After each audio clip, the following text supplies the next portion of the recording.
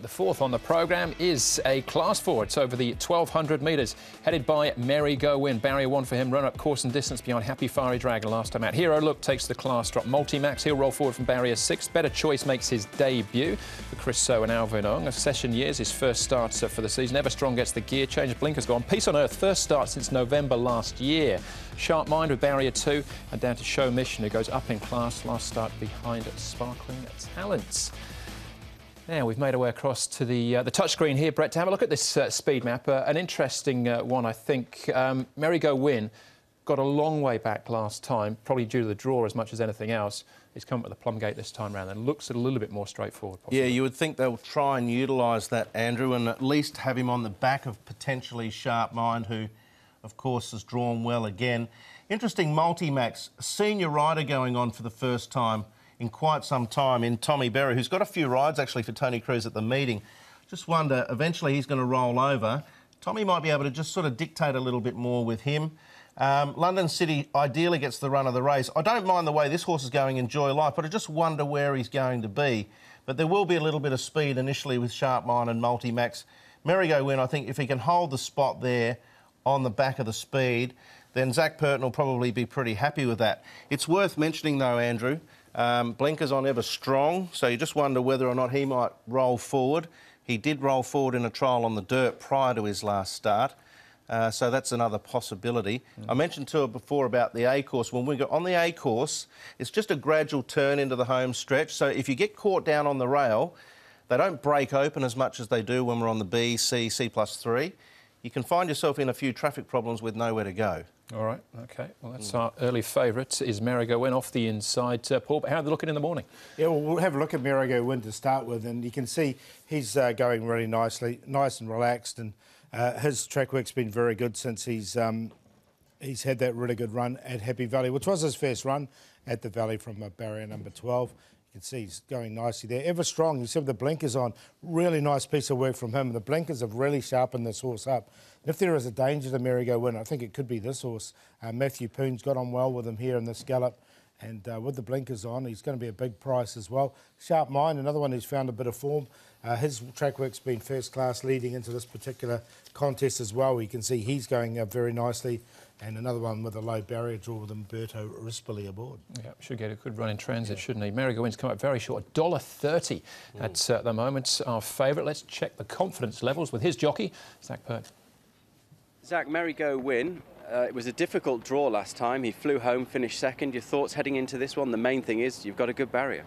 Yeah, well, the main thing was that he got around the track quite well. He's quite a big horse, and under race conditions, sometimes they can struggle a little bit, but he got around there in good fashion. He closed his race off nicely, and with a better draw this time, should be able to take up a better spot. And in earlier races, he was more prominent in the run. Would that be the case this time around with the draw? Yeah, well, they go a little bit quicker at Happy Valley from the gate, so he's not going to be as positive as what he's able to be at Sha Tin, but with a little bit of gate speed, he should be in a reasonable spot. I don't think he's been out of the top 4 in all 6 appearances here in Hong Kong. Is he a horse you've got time for? Yeah, he always showed it like he had some type of ability, but he's always big and gangly and immature, and he's starting to put it together now. He's still not the finished product, but after the benefit of a few starts and the off-season, he's heading in the right direction. 2 more wins for you personally at Happy Valley. You're now just 3 behind Joe Moreira. The title race is well and truly alive. Yeah, if he keeps getting suspended, then it gives me a chance. You know, have you got that fire in your belly to compete with Joe this year? I mean, is that a realistic goal, given that he can ride the lightweights here in Hong Kong? Yeah, it's pretty hard to compete with him at the weights that we ride at. But, you know, it's always a possibility. And like I said earlier in the season, suspensions and injuries will have a lot to say in it. And at the moment, he's doing a good job of getting himself suspended. And you're riding very well and must be riding with a lot of confidence. Oh, just getting on some of the right horses. I'm not getting on all the right horses, obviously. There's a lot of horses going around I'd like to be riding that I'm not on. But, you know, the more winners you ride, the more chances you get, and hopefully it can just start to snowball. If you haven't guessed, Joe's out this weekend as well. Joe's on 24, Zach's on 21. So in theory, he's got a good book as well. Zach could be in front after Sunday.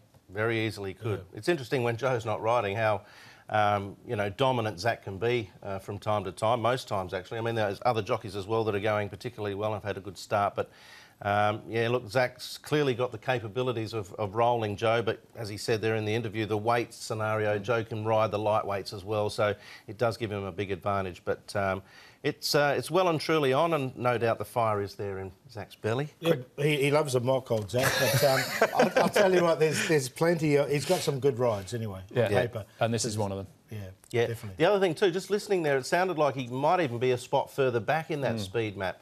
I mentioned about the A course. There can often be a lot more congestion when the rail's in that position. Zach will be well aware of that, as are most of the jockeys, and I have no doubt he'll be looking to get off just before they corner. All right, that's Merry Go Win. Another horse with a good draw is Sharp Mind. We saw his track work there. Got Enjoy Life, Ever Strong, and London City coming out of this race. He was actually favoured a couple of starts, but bigger price here though. Yeah, Sharp Mind ran really nice. He finished the best of these. Now, Everstrong's the one that I said earlier on from his track work. You can see he just didn't get a run there, and then once he did get into the clear and the orange colours, I thought he hit the line quite strongly, and he sort of just tried to change ground a little bit. So those blinkers have really focused him. I think he's going to find a few lengths with those. Joy Life ran well there too, and he actually, funnily enough, ran a faster final 400 at his next start, but he didn't look as impressive and didn't make up as much ground on Generous Heart, who won that race. So he's an interesting one for me. I think he's a horse that can be winning in this class and at the Valley. All right, so a few to take out of that one.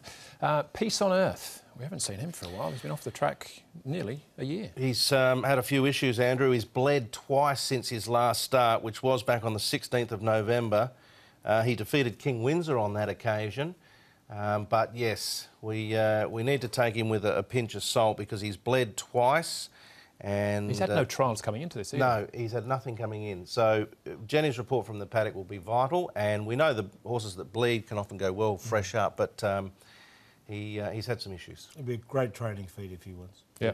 Derek Cruz, Matthew Chadwick. I couldn't have him fresh up with no trials. All right, but $38. All right, there's been a little bit of money for him. Better Choice is the first starter here. We've got a few coming out on Sunday. What do we know about him? £1,029, so not much to it, this horse. He had 6 trials in Australia before he got here, and he's had 3 trials here, and I haven't been impressed.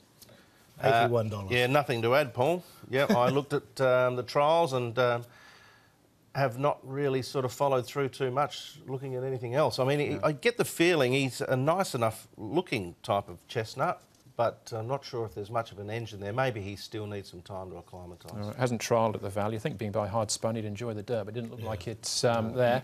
So the 4th event, $1.30 favourite? Yeah, well, you've got to put him on top, though. I think he looks pretty tough to beat. Merry Go Win. I do like this Ever Strong with the blinkers on. I have mentioned it a few times here. He's a $30 chance at the moment, $4.10 a place. I'll make him a long shot for the meeting. Sharp Mind in for 3rd. And I think Show Mission can run a bit of a race. He's up in grade without winning, but with a lightweight and the 7 pounds off, he comes in super lightweight. And I think he can run okay. He's been running well in Class 5. 1, 8, 11, 12. Now, I'll play this a win and place in the 8, and if you wanted to take a save with the favourite, go 1 and 8, Quinella. I agree with Paul. I think Merry Go Win is clearly the most talented horse in the race, but he's going to give away a little bit of a start. I look at it this way. If he wasn't in the race, I'd probably tip Sharp Mind and Multimax to sort of head the affairs and probably run 1-2. So I'll go with those numbers behind Merry Go Win. 1, 11, 4 and 10 Enjoy Life, I think, is a horse just about to explode into a win, and he goes in for 4th. The other one I think that creates a little bit of interest is Hero Look, but he goes in fresh, and I'm not sure whether he'd be right to go first up, but he's in an easier contest. So that's why I've got him in the trio there, but 1's the banker material. Yeah, I've got it. He trialled behind Happy Star, that good trial at Happy Valley a while ago. He's in for me. I don't think Merry Go will be $1.40 come start time, but he is the one to beat in the 4th. Short break for us. We come back, the feature race, which is the Hong Kong Country Club Challenge Cup.